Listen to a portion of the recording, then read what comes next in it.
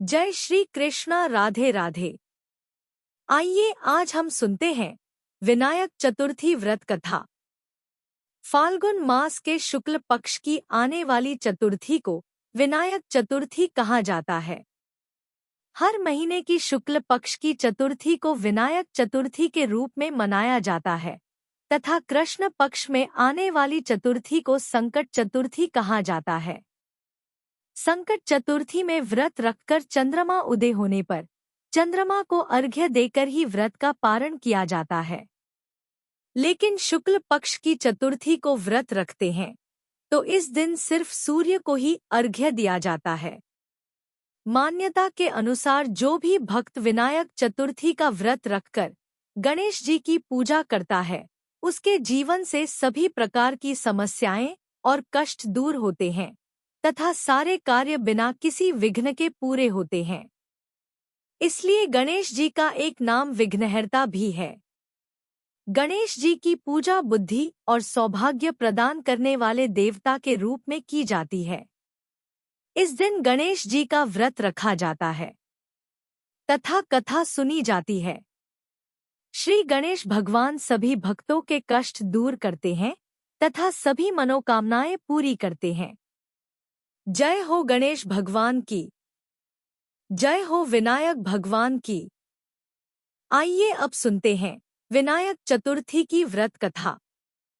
विनायक चतुर्थी की पौराणिक व्रत कथा के अनुसार एक बार भगवान शिव तथा माता पार्वती नर्मदा नदी के किनारे बैठे थे।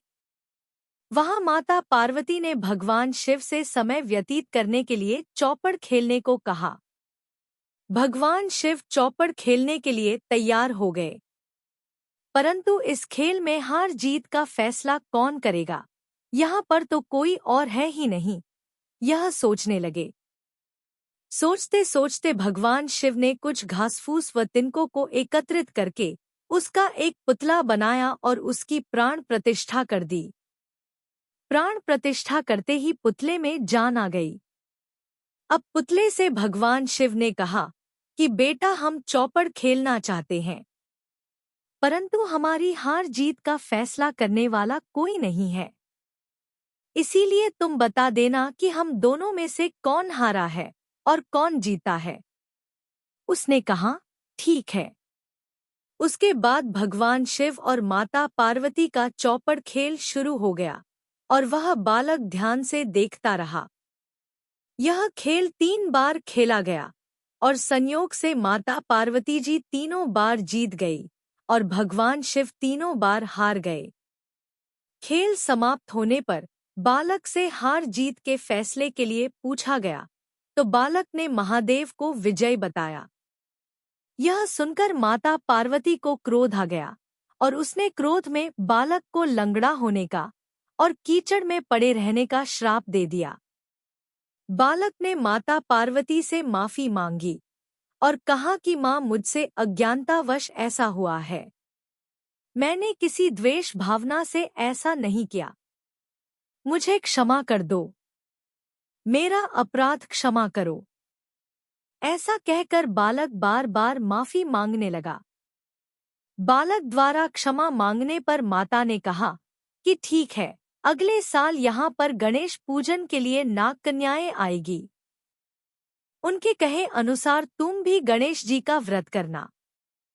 अगर तुम सच्चे मन से व्रत व पूजा करोगे तो तुम मुझे प्राप्त करोगे और तुम्हारी सारी मनोकामनाएं पूर्ण होंगी। ऐसा कहकर माता पार्वती भगवान शिव के साथ कैलाश पर्वत पर चली गई। भगवान शिवजी माता पार्वती के इस फैसले पर हंसने लगे तो माता पार्वती भगवान भोलेनाथ से नाराज हो गई। 1 वर्ष तक वह बालक वहां कीचड़ में पड़ा रहा। 1 वर्ष के बाद उस स्थान पर नाग कन्याएं आई और गणेश जी का व्रत पूजन करने लगी। तब उस बालक ने नाग कन्याओं से श्री गणेश भगवान के व्रत व पूजन की विधि पूछी ताकि मैं भी गणेश जी का व्रत करके इस मुसीबत से छुटकारा पा सकूं।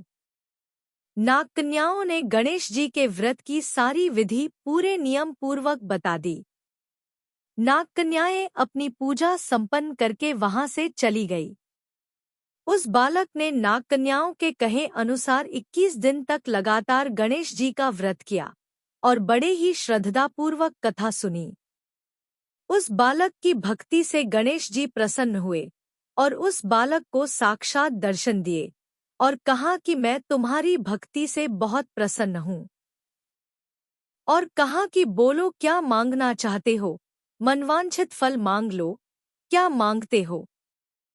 गणेश जी महाराज को साक्षात सामने देखकर बालक बहुत ही खुश हुआ और गणेश जी महाराज को प्रणाम करते हुए बालक ने कहा, हे गणेश जी महाराज, अगर आप मुझ पर इतने ही प्रसन्न हैं तो मुझे इतनी शक्ति दीजिए कि मैं अपने पैरों पर चलकर अपने माता पिता के पास कैलाश पर्वत पर पहुंच सकूं और मैं उनके दर्शन कर सकूं। तो बालक की बात सुनकर गणेश जी ने कहा, ठीक है, जैसा तुम चाहते हो वैसा ही होगा। बालक को वरदान देकर श्री गणेश जी अंतर्ध्यान हो गए और गणेश जी के आशीर्वाद से उस बालक के पैर बिल्कुल ठीक हो गए। वह बालक अपने पैरों पर चलकर कैलाश पर्वत पर पहुंच गया तो उसे वहां देखकर भोलेनाथ को बड़ा ही आश्चर्य हुआ। वह उस बालक से पूछने लगे कि यह सब कुछ संभव कैसे हुआ। तब वह बालक बोला कि यह तो गणेश भगवान के व्रत से संभव हुआ है। यह कहकर उसने सारी कथा भगवान भोलेनाथ को सुनाई। चौपड़ पासा खेलने वाले दिन से ही माता पार्वती शिवजी से विमुख हो गई थी। तो भगवान भोलेनाथ सोचने लगे कि क्यों ना मैं भी 21 दिनों तक श्री गणेश जी का पूजन और व्रत करूं। शायद ऐसा करने से पार्वती की नाराजगी दूर हो जाए। भगवान भोले शंकर ने उस बालक से सारी विधि जानकर 21 दिनों तक श्री गणेश जी का व्रत किया तो इस व्रत के प्रभाव से माता पार्वती के मन में भगवान शिव के लिए जो नाराजगी थी वह समाप्त हो गई। पार्वती जी के राजी होते ही भगवान भोलेनाथ ने कहा कि यह सब कुछ तो श्री गणेश जी के व्रत की वजह से संभव हुआ है। 1 साल से तुम मुझसे नाराज थी और अब आपकी नाराजगी समाप्त हो गई है। भगवान भोलेनाथ की बात सुनकर माता पार्वती जी ने सोचा कि क्यों ना मैं भी इस व्रत को करूं, जिससे कार्तिकेय के मन में मेरे लिए जो नाराजगी है वह दूर हो जाए। तब माता पार्वती जी ने भी भगवान भोलेनाथ से व्रत की सारी विधि जानकर 21 दिन तक श्री गणेश भगवान का व्रत किया तथा दूर्वा, फल, फूल और लड्डुओं से गणेश जी का पूजन किया व भोग लगाया और 21 दिन तक व्रत किया। व्रत के 21वें दिन कार्तिकेय स्वयं अपनी माता पार्वती जी के पास मिलने के लिए आ पहुंचे। कहा जाता है कि उसी दिन से गणेश जी का यह व्रत मनोकामनाओं की पूर्ति के लिए किया जाता है। इस व्रत को करने से मनुष्य के सारे कष्ट दूर होकर सभी मनोकामनाओं की पूर्ति होती है। जय हो गणेश भगवान की, जय हो विनायक महाराज की। आइए अब सुनते हैं गणेश जी की कहानी। विनायक चतुर्थी व्रत कथा। बहुत समय पहले की बात है। एक दिन गणेश जी धरती पर सैर कर रहे थे। सैर करते करते वह एक अनाज के खेत में पहुंच गए।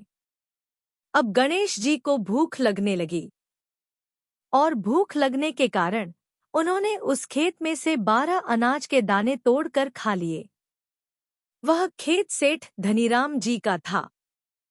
कुछ समय बाद गणेश जी को अपने किए पर पछतावा होने लगा, क्योंकि उन्होंने सेठ धनीराम जी से बिना पूछे ही उनके खेत से अनाज के दाने चुराकर खा लिए थे।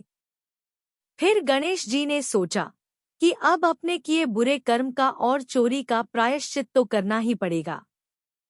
इसलिए उन्होंने सेठ धनीराम जी के यहाँ 12 साल के लिए नौकरी करने की ठान ली और उसके बाद दूसरे दिन विनायक जी 13 साल के लड़के का रूप लेकर नौकरी मांगने के लिए धनीराम सेठ जी के घर पर पहुंच गए और उन्होंने सेठ जी को अपना नाम गणेश बताया।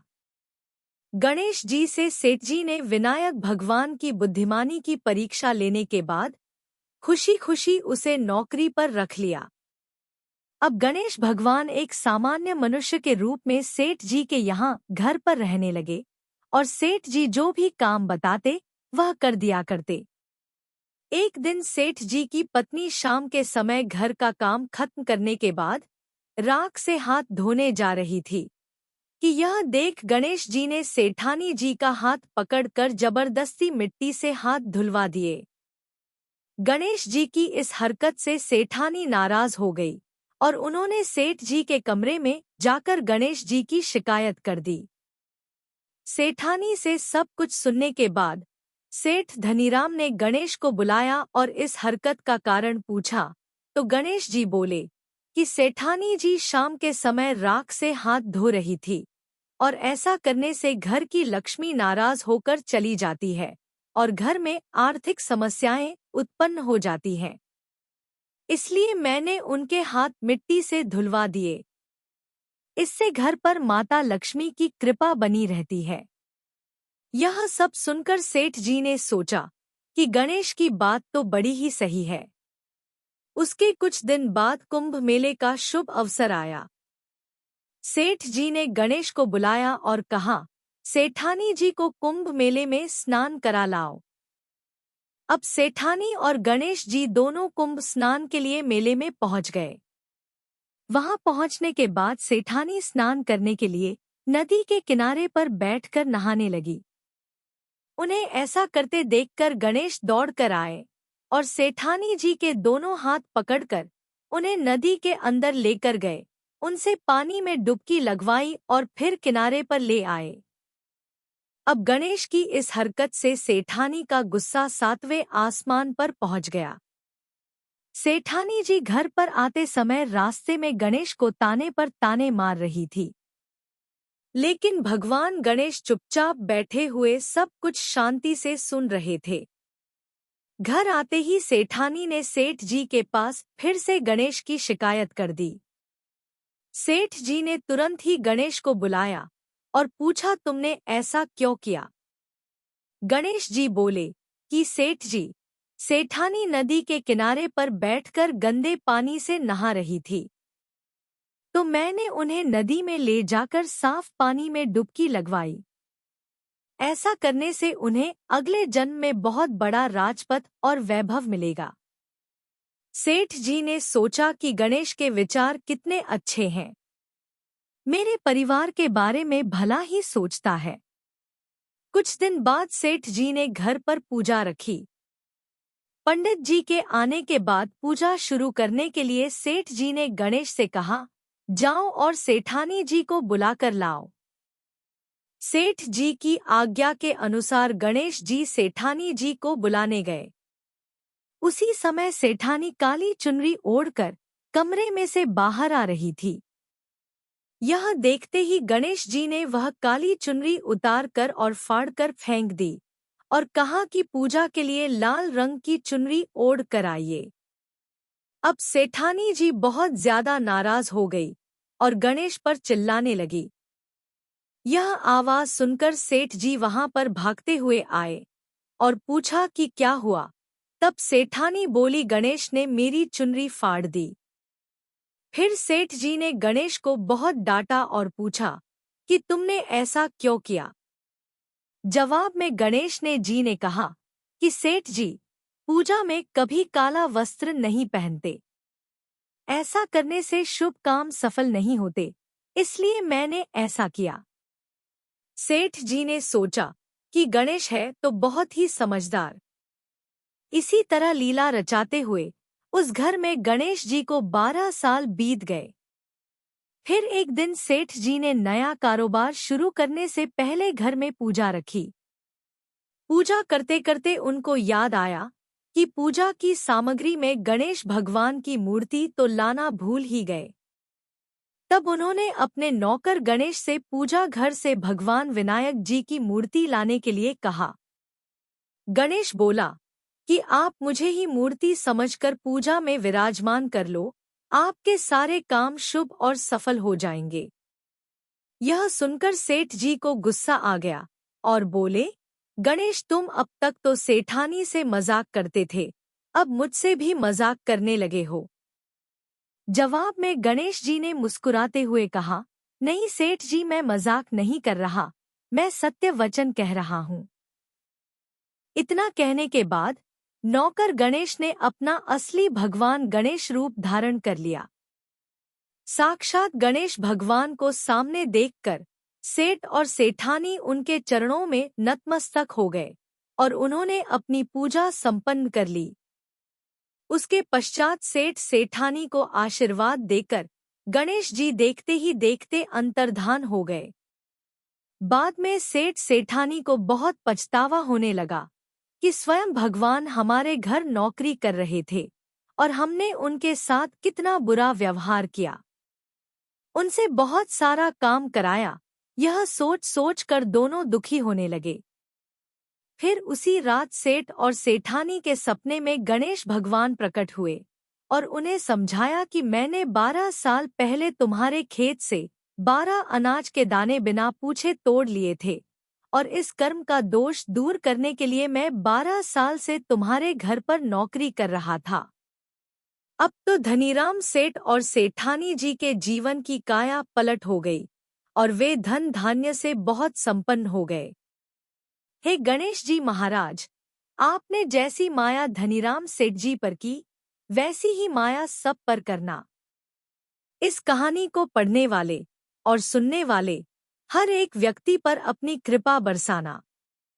जय हो गणेश भगवान की, जय हो विनायक भगवान की। आइए अब हम सुनते हैं लपसी और तपसी की कथा। लपसी और तपसी की कथा हर एक व्रत, पूजा पाठ व कथा के बाद में अवश्य सुननी चाहिए। एक लपसी था और एक तपसी था। तपसी हमेशा भगवान की तपस्या करता था, लेकिन उसे चोरी करने की आदत थी। लपसी रोजाना 1.25 सेर की लापसी बनाता और पहले भगवान को भोग लगाता, उसके बाद में स्वयं भोजन करता। दोनों भाइयों का यही नियम था। एक दिन किसी बात को लेकर दोनों में कहासुनी हो गई, तो तपसी बोला कि मैं रोजाना भगवान की तपस्या करता हूँ, इसीलिए मैं बड़ा हूँ। और फिर लपसी बोला कि नहीं, मैं रोज भगवान को 1.25 की लापसी का भोग लगाता हूँ, इसीलिए मैं बड़ा हूँ। ऐसा कहते हुए दोनों जोर जोर से लड़ने लगे। तभी वहां से नारद जी गुजर रहे थे। दोनों को लड़ता हुआ देखकर वहां आए और उनसे पूछा कि तुम दोनों क्यों लड़ रहे हो। तो दोनों ने अपने लड़ने का कारण बताया और अपने आप को बड़ा बताया। तब नारद जी बोले कि मैं तुम्हारा फैसला कर दूंगा। मैं कल आऊंगा और बता दूंगा कि कौन बड़ा है। दूसरे दिन लपसी और तपसी नहाकर अपनी रोज की भक्ति करने आए। तो नारद जी ने छुपकर 1.25 करोड़ की एक एक अंगूठी उन दोनों के आगे रख दी। जैसे ही भक्ति करते हुए तपसी की नजर उस अंगूठी पर पड़ी, तो उसने चुपचाप से उसे उठाकर अपने पैर के नीचे दबा ली। लेकिन जब लपसी की नजर उस पर पड़ी, तो उसने ध्यान नहीं दिया। उसने पहले भगवान को भोग लगाया और फिर स्वयं भोजन करने के लिए बैठ गया। थोड़ी देर बाद नारद जी सामने आए, तो दोनों ने पूछा कि अब बताओ कि हम में से कौन बड़ा है। तब नारद जी ने तपसी से खड़ा होने के लिए कहा, तो वह जब खड़ा हुआ तो उसके पैर के नीचे दबी हुई अंगूठी दिखाई दी। तो नारद जी ने तपसी से कहा कि तुम तपस्या तो करते हो, परंतु इतनी तपस्या करने के बाद भी तुम्हारी चोरी करने की आदत नहीं गई। यह अंगूठी मैंने ही तुम दोनों के आगे रखी थी। मैं यह देखना चाहता था कि तुम दोनों में से किसके मन में लालच है, तो तूने तो अंगूठी दिखाई पड़ते ही झट से अपने पैर के नीचे दबा ली। लेकिन लपसी का ध्यान अंगूठी पर जाने के बाद भी लपसी ने अंगूठी को ना ही उठाया और ना ही ध्यान दिया। उसने सिर्फ अपने भगवान जी में ही ध्यान रखा, उन्हें भोग लगाया और बाद में स्वयं भोजन करने लगा। इसीलिए लपसी बड़ा है और तुम्हें तुम्हारी तपस्या का कोई भी फल नहीं मिलने वाला। जितनी चाहे मर्जी तुम तपस्या कर लो, तुम्हें इसका कोई भी फल नहीं मिलेगा। तो तपसी को यह सुनकर बहुत ही दुख हुआ और वह शर्मिंदा होकर नारद जी से माफी मांगने लगा और कहने लगा कि आज तक की मेरी गलती माफ कर दो और मुझे बताओ कि मुझे मेरी तपस्या का फल कैसे मिलेगा। आज के बाद मैं कभी भी चोरी नहीं करूंगा। तब नारद जी ने कहा कि यदि कोई गाय और कुत्ते की रोटी नहीं बनाएगा तो उसका फल तुझे मिलेगा। यदि कोई आदमी ब्राह्मण को भोजन करवाकर उसे दक्षिणा नहीं देगा तो उसका फल भी तुझे ही मिलेगा। अगर कोई किसी को सूट या साड़ी देता है और उसके ऊपर अगर भेंट स्वरूप कुछ रुपए नहीं रखे तो उसका फल भी तुझे ही मिलेगा। अगर कोई व्यक्ति दिए से दिए जलाएगा तो उसका फल भी तुझे ही मिलेगा। अगर कोई औरत आंगन लीप कर चौका नहीं लीपेगी तो उसका फल भी तुझे ही मिलेगा। यदि कोई व्रत कथा में सारी कहानी सुन ले लेकिन तुम्हारी कहानी ना सुने तो उसका फल भी तुझे ही मिलेगा। उसी दिन से हर व्रत कथा और कहानी के साथ लपसी और तपसी की कहानी कही और सुनी जाती है। आशा करते हैं कि आपको फाल्गुन मास की शुक्ल पक्ष की विनायक चतुर्थी व्रत कथा पसंद आई होगी। कथा पसंद आई हो तो वीडियो को लाइक करें, शेयर करें तथा चैनल को सब्सक्राइब जरूर करें। धन्यवाद।